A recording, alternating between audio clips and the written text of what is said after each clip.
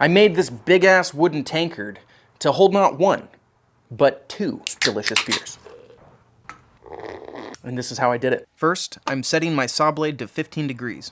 I know the angle finder says 75, but that's only because I zeroed it on the table saw surface first. Now, cut 12 pieces, each about 8 inches long by 1 1/4 inches wide, also it's 5/8 of an inch thick. These will make up the main body of the tankard. Next, I'm cutting a dado groove to fit the bottom piece of the cup.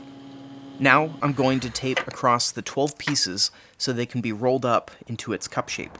Then I can trace the inside circumference for the tankard's bottom piece.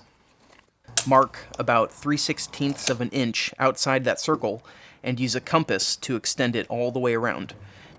I'm going to use my bandsaw to cut this shape out, but you could also get away with just using a jigsaw, a scroll saw, or even a coping saw to get the same task done. Now I'm going to cut out the handle shape using my bandsaw again, sand off any tooth marks, and then route a 1/8 inch roundover to make it more comfortable while holding.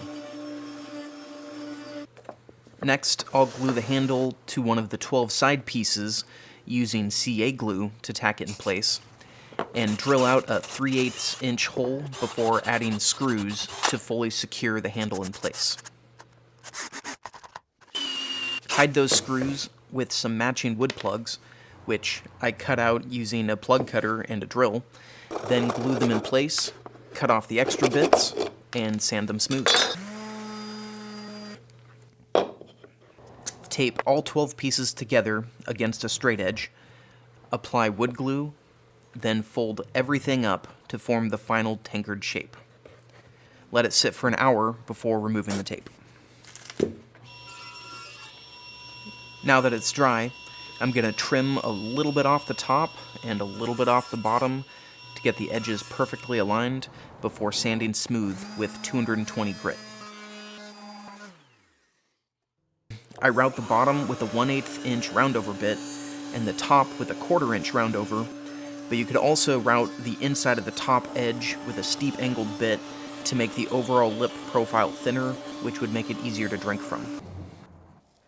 I'm using tape to separate the inside from the outside of the cup, and now I'm mixing up a 2-part epoxy that I thought was food safe enough to hold beverages with. After all, it is rated by the FDA as being food safe, but apparently that rating is for indirect food contact.